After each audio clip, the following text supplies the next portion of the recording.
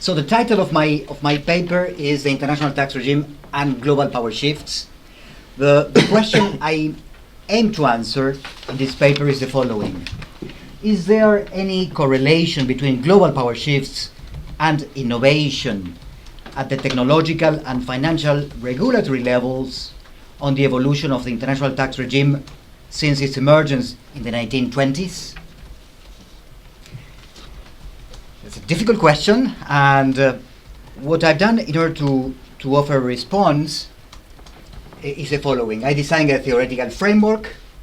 Then, in the second part, I identified the major findings here. I maintain that the international tax regime has evolved along a spiral evolution that is correlated to three core elements. The first one are global power shifts. The second one is technological innovation in the area of intangibles since the 60s.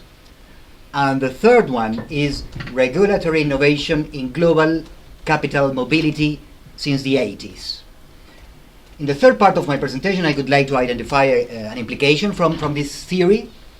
And finally, I would like to identify the central conclusion.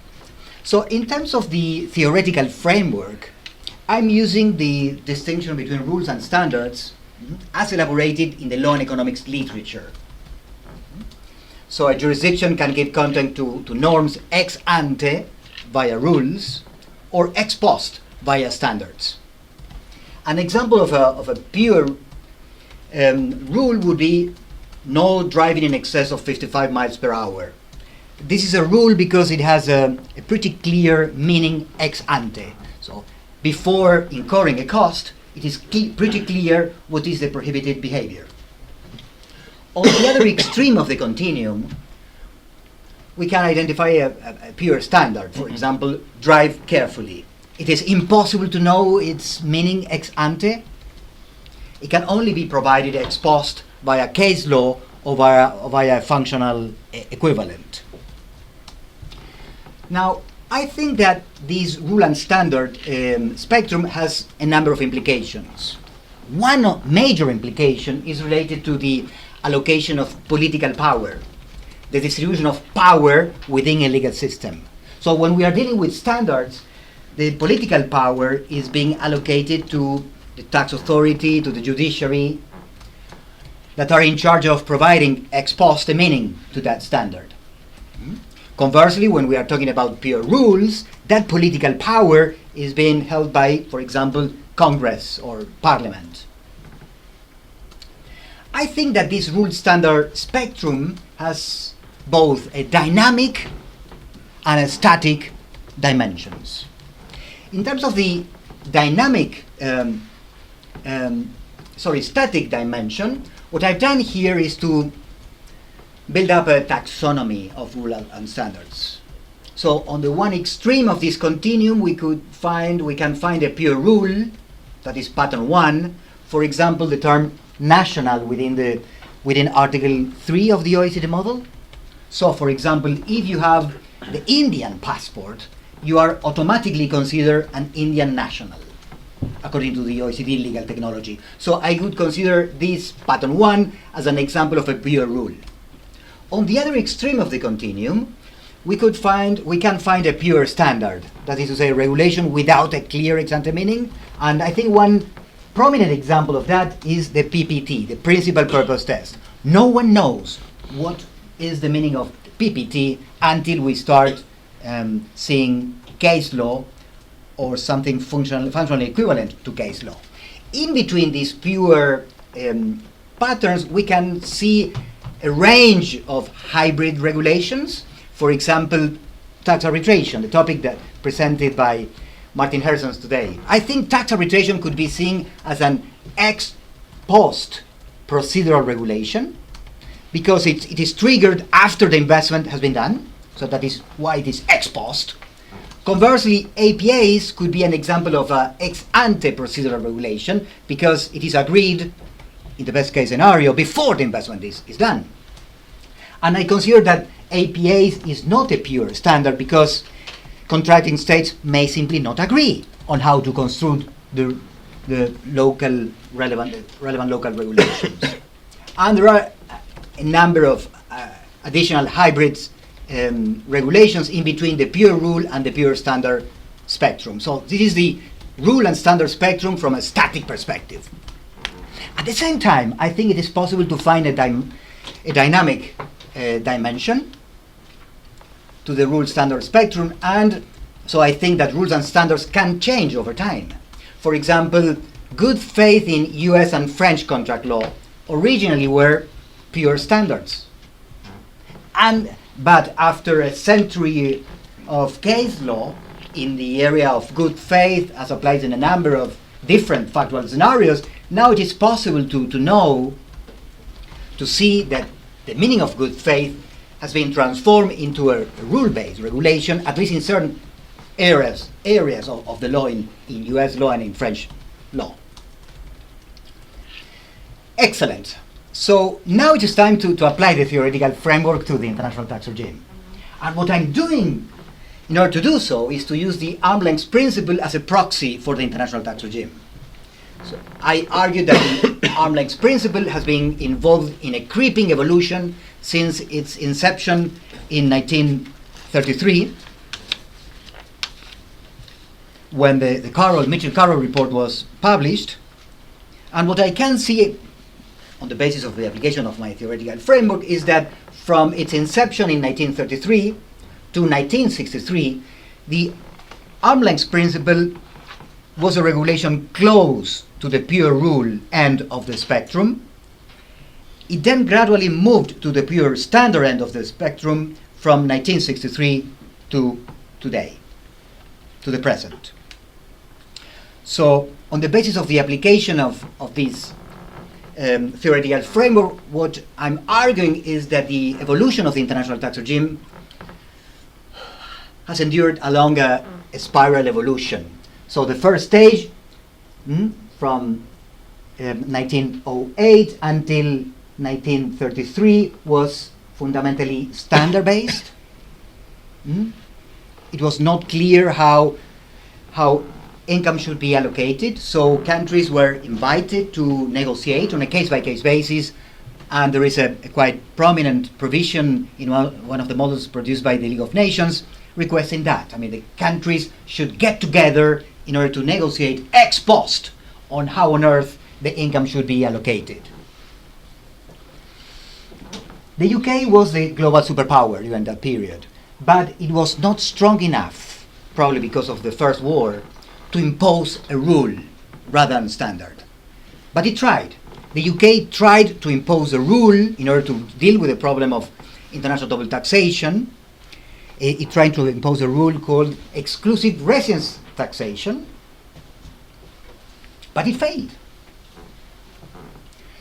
Then, in 1933, an American, Mitchell-Carroll, he was invited by the League of Nations, the US was not a member of the League of Nations, but presumably because of the rising power of the US by then, the League of Nations invited an American, Mitchell-Carroll, to write the rules of the game in this area, and that is what Carroll did by introducing the arm's length principle. And based on this qualitative analysis, what I can see is that since 1933 until 1963, the arm's length principle was largely a rule-based regulation, or something very close to the rule end of the spectrum, until something unexpected happened in 1963. That was a technological shock. The first case, transfer pricing case, dealing with the problem of intangibles, and a court of appeals in the US invented a standard.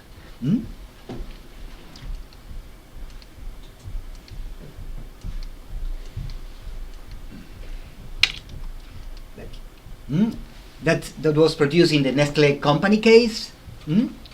And this court of appeal, very innovative decision, created a standard called the commensurate with income standard that eventually was transplanted to the OECD model, then to the OECD guidelines in 1995, and it is currently included in the 2017 version of the OECD guidelines, and it was a US invention. In the 80s, because of the Reagan and Thatcher administration, what we can see is there was an innovation at the financial regulatory level that triggered increasing capital mobility.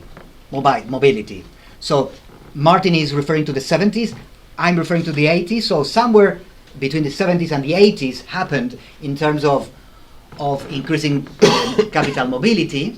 And these two elements, this technological shock in 1963 and this regulatory shock in the 80s, have encouraged multinational enterprises to strategically locate intangibles in low tax jurisdictions to minimize their effective tax rate. So let's see data. This is quantitative data in order to ground this my proposition. In the first column, this is the international tax regime in the Beatles era, so the yellow submarine era in the 60s. In the first column, I identify G20 countries, Germany, US, South Africa. In the second column, I identify non-G20 hubs, Switzerland, Netherlands, and Belgium. In the third column, I identify topics of disputes, topics of tax treaty disputes. And in the last column, I identify outcome of disputes.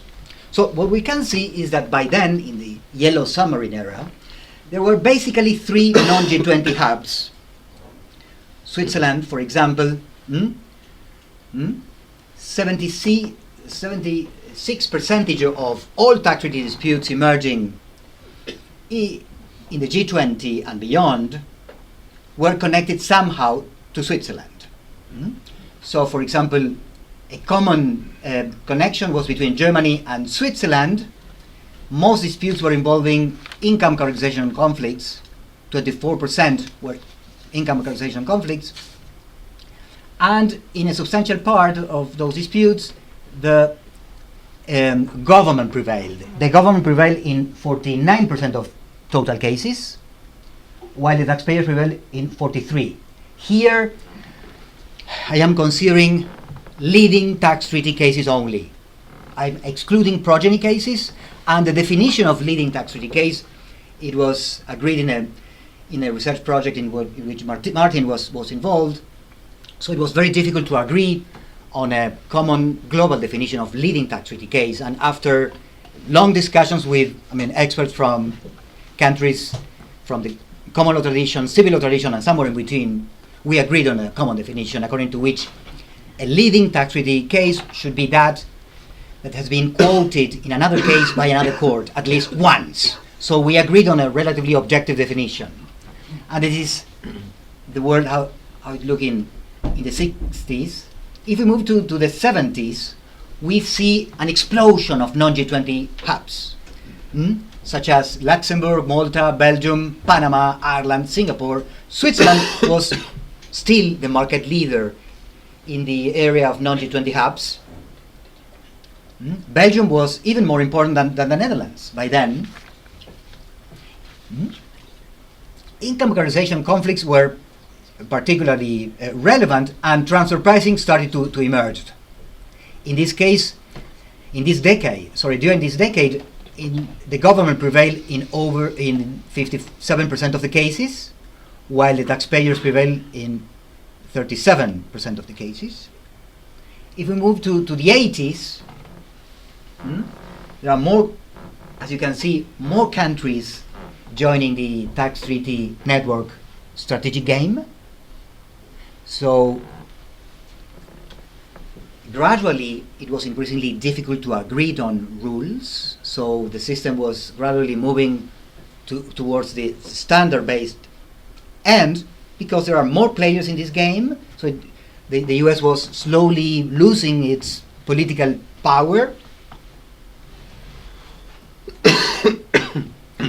In terms of type of disputes, the most important ones include source country tax jurisdiction conflicts, PE conflicts, transfer pricing. If we move to the 90s, so after the Thatcher-Reagan revolution in terms of financial global markets, we can see that there are more disputes, more countries joining this strategic game, may I say this multilateral tango? So Netherlands, Switzerland, Belgium, Luxembourg, Mauritius, Panama, Cyprus. There's an increasing volume of disputes, like a tsunami in the area of tax treaty disputes. During the 90s, the government prevailed in 51% of the cases, while the taxpayer 38. So one, I think, important thing that we can see here is that arguably the international tax regime was originally a two-sided platform, basically between country of source and country of residence, and somewhere in the 80s or 90s the system transformed into something different. I think what we can see at the end of the day is that the international tax regime is fundamentally a three-sided platform because of the emergence of non-G20 nodes. So yes, now if we move to the 2000, more disputes, more G20 countries involved in tax treaty disputes, more non-G20 hubs, and something striking, I think, in this decade is that the taxpayer prevailed in 57% of the cases. So arguably, this outcome became politically unsustainable. The taxpayers were, using tax treaty law as a way, in a very aggressive way, and they were prevailing in almost 60% of the cases. So probably the G20, the OECD, the UN felt political pressure to do something in order to change the rules of the game, and that may explain the emergence of the BEPS report, BEPS 1, as the first attempt to balance the power between countries, G20 countries, non-G20 hubs, and multinational enterprises. So, spiral evolution and potential implication for digital taxation. My first reaction would be that from a normative perspective, it would be ideal a rule-based international tax regime to limit opportunistic behavior. We have seen over the last few decades an increasing volume and diversity of opportunistic behavior by countries and by multinationals. So I think from a normative perspective, the ideal thing would be to see countries, G20 countries, for example, agreeing on a rule rather than a standard, with the expectation that that could limit opportunistic behavior. So a potential response to this question can be crystallized in a two-step approach. While exploring rule-based regulations, such as those suggested in the Caro report in 1933, or by the G20 and the OECD a couple of weeks ago, that is, I could say, a rule-based regulation. Standard-based regulation are also worth exploring, such as those attempted by the League of Nations in 1928, or the standards invented by US courts, such as in the Nestlé case. My feeling is that because of the increasing tension between China and the US, it will be very hard to see G20 countries agreeing on a rule-based regulation. Probably a rule-based regulation may emerge within a generation or so. So the big question is, what can we do during this probably very long transition period? And my feeling is that history may bring some light and allow courts, local courts, tax arbitration, maps, etc., to be used as laboratories for the creation of standards. And as soon as, for example, the UN or the OECD or the IMF see some regional or global convergence, transplant those new regulations invented, for example, in the context of maps, to the commentary to the OECD model, in order to create feedback and to update the OECD model on a regular basis until G20 countries and beyond are able to agree again on a rule-based regulation as they did in the 30s. So conclusion, this paper aims to offer a historical analysis of the impact of global power shifts and innovation at the technological and financial regulatory levels on the evolution of the international tax regime since its emergence in the 20s. So what I can see is a strong correlation between global power shifts. Power shift from the UK to the US in the 30s, and a gradual power shift from the West to Asia, particularly China and India, since the publication of the PEPS reports. Thank you very much.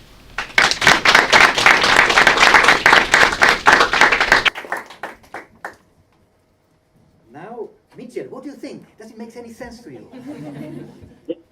Good. Should I go first? Sorry. Yes, please. Okay. Thank you, Eduardo. That's really fascinating. So Eduardo has offered us a highly detailed and granular evolutionary historical account of the international tax regime applying the rules and standards framework from the law and economics literature. I think it's useful to evaluate it to make a classic distinction from the law and economics literature, which is to distinguish between descriptive law and economics and normative law and economics. So I'm going to use that to structure my comments. And at the pains of oversimplifying, Eduardo, I'm going to take your chief descriptive claim to be that we do observe a spiral, as you describe it, and that spiral may even ground some predictive claim about a stage 4 being more rule-like.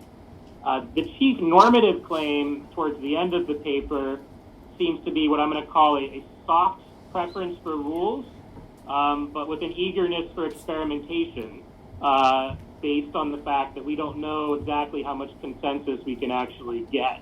And upon experimentation, you may ultimately conclude rules are better or standards are better, but you do state at least a soft preference for rules. Let's take the descriptive claims first.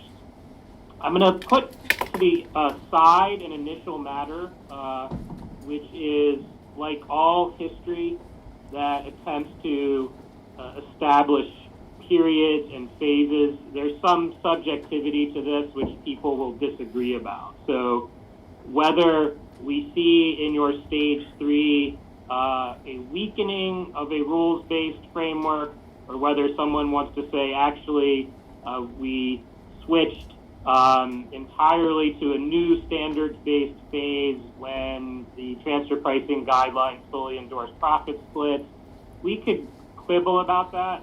I don't think it's that interesting, right? Because wherever we draw, the line between phase 3 or maybe it's phase 5 phases, you can build in here. I take it you will stick by the claim that we see a spiral wherever we draw those lines, and I'm going to take that as the chief descriptive claim is that there is a spiral regardless of where we cut the actual delineations within the spiral. So starting from there, I want to explore a little more your choice of the spatial metaphor of a spiral. So there's a part in the paper where you suggest some other possibilities. So maybe it's a pendulum, it's not a circle. I think this is quite crucial. So part of it's expositional, what do we choose? But there's something deep going on here, and I think the deep distinction is descriptively, do we observe something with what I'll call periodization, or we don't? And so I know you have reasons for not using the pendulum based on you think it doesn't display increasing complexity, but I like the pendulum because it is completely apparent with a pendulum that you have periods, that we go back and forth as between something. So I'm going to distinguish a pendulum from a unidirectional straight line progress. So those, I think, are the two possibilities that we would see a back and forth movement versus we would see unidirectional movement. At that point, your paper presents a bit of a puzzle for me because you're obviously in the periodization back and forth camp. And if you had presented the basic question to me before I read your paper, what do I think the evolution would look like? I would say, we'll probably see unidirectional evolution from rules standards in the international tax regime. Why? Well, based on two things. We're going to see two things evolve historically. One, complexity is all going to go in one direction. The world just keeps getting more complex. The economy we're trying to tax gets more complex. And second, and relatedly, it keeps getting more and more interconnected. So we keep looking less autarkic and more interconnected globally. And each of those, I think, I would have thought ex ante would favor standards over rules. So regarding complexity, it just becomes increasingly more costly over time to write a rule ex ante in face of that complexity. And regarding interconnectedness, we no longer see the sort of thing we saw with the UK pushing for residence-based tax a century ago, because with interconnectedness, jurisdictions are more likely to wear a capital importing hat and a capital exporting hat, and that's going to make it less beneficial to just throw yourself on the sword of, oh, I want a rule that always favors capital exporters or capital importers. And so I'm left with a puzzle. Your descriptive analysis is as it is. It seems to go contrary to what I would have predicted. Let me just float one alternate interpretation of the descriptive analysis, which is that your phase one is misleading. That we might not necessarily conclude from phase one that we actually have a back and forth periodical sort of phenomenon here. That phase one was relatively short. We were relatively unsophisticated. We were clearing our throats. We had no idea what we were doing yet. The body of law is pretty thin. And if that's right, then it would be dangerous to extrapolate from the existence of your phase one that we might have a phase four as a predictive matter that's going to be more rules-based. We might, but I'm relatively more skeptical than you are that this swings back. Let me offer two further comments on the descriptive piece. So one relates to hegemony. So you make the point that in order to see roles, we need a hegemon to enforce the rule, or a hegemon, or at least coordination of states which will function as a hegemon. So, and that's the story of period two for you. So I think that's right. To have a rule stick, you need some kind of hegemonic force. But I want to note that hegemons do not, for that reason, necessarily favor rules. Hegemons will favor what I think favors their interest. And it may be in the hegemon's interest to have standards, in particular if they have comparative advantage in ex post enforcement, as you do in a complicated ex post enforcement transfer pricing regime. Then what we'll see, as we did with the U.S., right, sticking by a hegemon wanting a standard, because they're going to do better in that process than relatively less well-resourced countries that have less administrative capacity. Second comment is I agree with the descriptive assessment of profit allocation of multinational firms and the role of arm's length principle. You state that you're going to use this as a proxy for the international tax regime as a whole. And I question that decision. It just wasn't clear to me why the arm's length principle was a proxy for other aspects of the international tax regime, which are complicated and arguably disparate. And so the question for you there is it right to take one important element of the regime and do descriptive analysis and extrapolate for the whole regime? Or does one actually need a granular analysis of the differential pieces of the regime, and maybe that would get you to different places? Switching to the normative law and economics story on laws and standards, you have a conclusion, but don't develop this at great length in terms of what the normative analysis would look like. So this is a 40-year-old literature at this point, so there are thousands of papers on rules and standards probably, so it's a little dangerous to simplify. But if you had to simplify the basic trade-off driving most of it, I think it's a trade-off of cost versus accuracy. So ex ante is costly. It's takes administration ex ante. We're taking account of factual nuance and diversity, but it gives us more accurate results than having to write a rule ex ante that has to cover uncertainties that we don't know yet. So if you just took that basic template, cost versus accuracy, should we like rules versus standards in the international tax regime and in profit allocation specifically, you have what I labeled as a soft preference for rules based on two factors. You said it would limit opportunism and the rules are less expensive. So I agree on the second. They're clearly less expensive. That's built into the framework of rules and standards. Do they limit opportunism? So arguably yes, but that's also arguably only one side of the coin on accuracy, because the flip side of limiting opportunism is that we invite error ex ante when our rule ex post, when our ex ante rule isn't getting it correct based on all the facts that we can now observe. And so I think a fuller-fledged normative analysis would have to take account of the accuracy dimension of an ex post approach in international tax. And at this point, I'm just going to throw up my hands, or at least throw the project back to you, because I think it becomes impossibly difficult because it's really, I think, hard to know how to assess that accuracy issue with respect to international tax. And we can draw a contrast here, which I think is illustrative to the canonical rule standard example, which you call on in your slides, is the speed limit, right? So speed limit, drive 100 kilometers per hour is a rule. Standard is drive safely. And if we want to analyze which is better, usually that analysis is premised on knowing that we can agree on the right answer ex ante if we use the ex ante standard. Okay, so it's sort of right ex ante. We can agree if it's sunny weather that you can drive faster than 100, and if it's foggy and rainy, you should be driving more slowly. And we all agree about that. And that lets us make a choice about rule versus standard. We might say a rule is better in Southern California, where the weather is always the same. The standard would be better in London, where the weather is highly variable. Okay, and we can sort of have that discussion.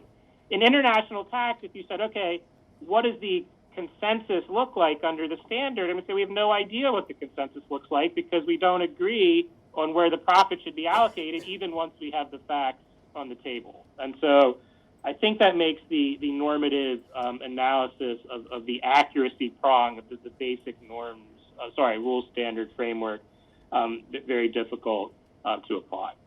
All right, I'll stop there. Hope that those are useful. Thank you. Thank you very much, Mitchell.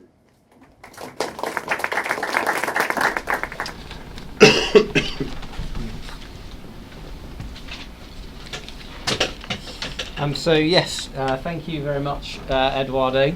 I greatly enjoyed reading this paper. It's hugely ambitious, wide-ranging narrative sweep, and it's quite daunting for me, as I would say, a kind of non-corporate tax expert to comment on this. So I was initially hugely reassured, actually, that Mitchell's comments, in a way, it was very reassuring that a lot of what Mitchell said was things that I had prepared to say, and I almost feel compelled to prove that I had come up with these before I got them from Mitchell. But roughly what I wanted to say was in a similar framework, actually, dividing up some of the claims that Eduardo makes from a more explanatory, descriptive perspective, and then turning to some of his normative prescriptions vis-a-vis rules and standards. So of course, the main descriptive thrust of what Eduardo has to say is this beautiful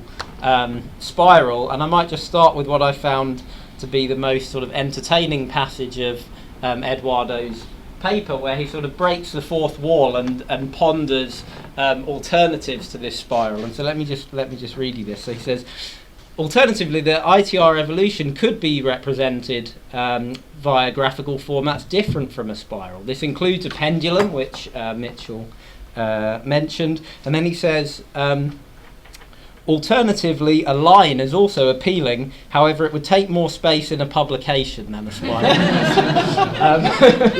And so I actually wanted to start by saying I think there's more to be said in favour of the spiral than its sort of economical space-saving device, and that I am quite compelled by the idea of this repetition of periods, but at the same time, I think vis-a-vis Mitchell's comments about the pendulum, I am inclined to agree with Eduardo that there's something in this idea of increased complexity, so each time you go around there is more to this than there was on the first occasion. So I'm quite persuaded by that, but I want to sort of, that goes, if you like, to the internal and expositional coherence of this, but I want to just unsettle a few aspects of the explanatory framework, and I'm afraid that two of these do rather repeat the comments that Mitchell's just made. So the first I was going to make was, as Mitchell said, this choice of using the arm's length principle as a proxy. I similarly worried whether this narrative would still hold if we applied this to other ideas within the international tax regime. And the second was also the same point about this idea of state hegemony of one global power leading us towards a more rules-based approach. And similarly, I worried that we can see why hegemonic power would have the capacity to enforce a rule-based standard. But again, like Mitchell said, I think there's some more unpacking there required to demonstrate why such a power would want that regime in all circumstances. So they can do it, of course, that's in the nature of the hegemony, but why would they want to? I think it's something that maybe requires a bit more explanation in this paper. And then, so the third point is a little bit more wide-ranging, unfortunately, I think takes me slightly off Mitchell's script,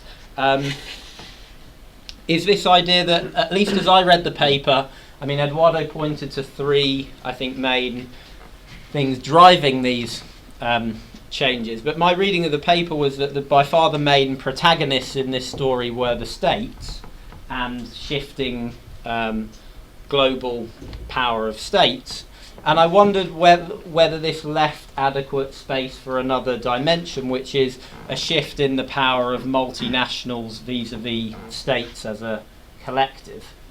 And so I suppose to a certain extent that's captured in Eduardo's second 2 points to do with technological change and financial regulation, but I wonder whether those are the only two, or even the most important two factors explaining the, if you like, increase in the power of multinational companies relative to all states, which I felt was sort of less well developed than the claims that you make about shifts in global power between states. Then just turning to the normative prescriptions, again, a bit like Mitchell, I wondered a bit about this prescription. So now thinking about the sort of approach that you favour, you come out in favour of, at least under certain conditions, a rules-based regime. And something that struck me in that was that the reason that you give for that is that under a rules-based system there is less opportunity, you say, for kind of opportunism of states. And I thought there was an interesting contrast there with what we sometimes talk about in a domestic context, where actually there are at least some who advocate for a more principles-based legislation as a way of limiting tax avoidance by individuals. Now, of course, there we're talking about the actions of individuals rather than the actions of states, and so there may be different things going on there, but I thought it was at least superficially an interesting contrast that we would favour rules at the level of international cooperation to reduce opportunism by states, whilst at the same time kind of advocating for less rules and more principles to avoid abuse at the level of individual taxpayers. There seems to me to be a bit of a paradox there that that would be worth exploring. As to the final sort of dimension of the paper, which was a bit more predictive about what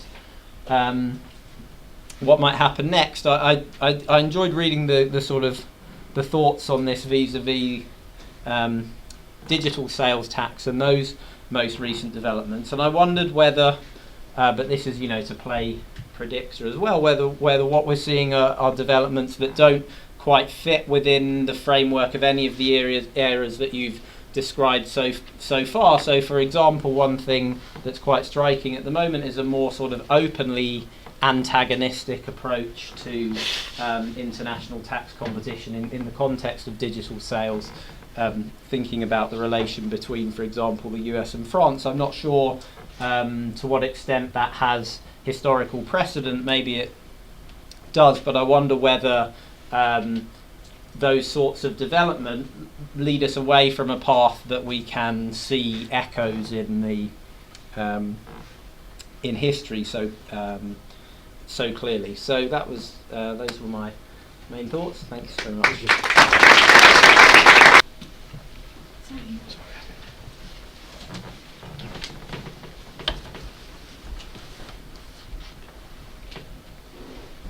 Thanks, Eduardo. Lovely paper and very timely because we're seeing a shift in the way we're thinking about the international tax rules.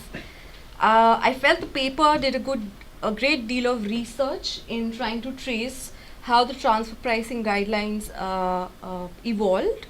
I think that by itself is a separate paper. I do get Michelle's comment that why was it being used as the point of reference in the paper for the international tax regime, but maybe you could showcase more. For example, your treaty work here was also very interesting. So maybe juxtapose different elements of the international tax regime and see how it evolves. You've made a comparison, and a very interesting comparison, with the gold standard and the world trading system as how the multilateral framework works, and there's a hegemonic power. And I would say that those are very dismal parallels to draw because the gold standard collapsed, and of course the world trading system is under threat. So, but moving on, I have a couple of questions for you. So, looking at it from the economist's point of view, are we saying that economic power is the precondition to how international tax regimes evolve, or is it political power? So, for example, if you take the MLI, and I looked at what treaties are not listed. Now, for example, Germany doesn't list India's treaty and wants to now negotiate bilaterally. So, if you look at the share of India's investment to India from Germany, it's a small fraction for Germany. But why does it want to exert this power? So it's not clearly economic, it's political power. So I'm curious if that's a dimension you want to explore in your paper, perhaps. The other thing is that the way businesses function has evolved over time. So, for example, you didn't dwell very much in your presentation, but in your paper you talk about how Britain tried to influence the international tax regime, but was not able to do so. But it could be also how businesses have evolved. So initially it was managing agencies, things worked out fine for it, and then it moves into the phase where there are multinational enterprises headquartered in the US. Perhaps that, and now we're seeing value chains being created. So, for example, in my presentation, I showed how businesses operate across jurisdictions through the value chain, and therefore the concentration of power has vitiated. And now it's not concentrated in one country, and different countries influence the design of the international tax regime. Another factor that I was interested in, and I don't know what the views are, but do uncoordinated changes in tax rate also trigger changes in the international tax regime, and who gets to influence? Particularly, is there a source-residence conflict which marks a shift in the international tax regime? And of course, I was curious why it's a spiral. Why is it not a circle? Because I love saying that we've come a full circle, but I mean, I get your point about complexity for sure, but why is it not a full circle? The other thing is that we always, we're looking at it as a rules or a standard. I feel like there are rules and standard, and you could have a phase where you could have many rules and narrow standards, which could ensure stability or certainty with lower disputes, but could create room for more tax avoidance. And then when businesses evolve and operate very differently, there may be a need to have broader standards and fewer rules. So not look at it as black and white, but a combination of rules and standards. So that's about it. Thank you very much. Thank you so much for your quite thought-provoking feedback. So I would like to answer some of them. There was a discussion regarding the form of this evolution. It could be spiral, pendulum, or circle. I think one advantage of using the spiral evolution is that it's good enough to include the complexity element. So each of these three stages are divided in three sub-stages at the same time. So, for example, the second stage, that is the rule-based standard, the first stage is emergence, decline, and finally collapse. So the spiral format allows me to include the complexity dimension that the pendulum would not allow me to include.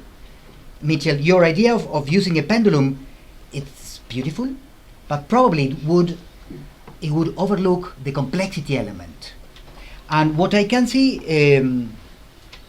why is not a circle, Suranjali? Because we are not going back to, as Andy said, back to the origin, because the current standards, normally encapsulated, mostly encapsulated in the BEPS reports, are much more complex than the standards that we saw in the League of Nations models. That's why it is spiral rather than circular. Originally, Suranjali, my original insight was to make a circle, but after reviewing the evidence, that was unsustainable, because these standards are much more complex than those that we saw before the 30s. That's the reason why it is not a circle but a spiral, and that is why it is not a pendulum but a spiral. The pendulum is really appealing, but it is not good, I think, good enough to include this increasing complexity element that Mitchell talked about. So that's my first explanation. Okay, going back to one of Mitchell's points regarding that,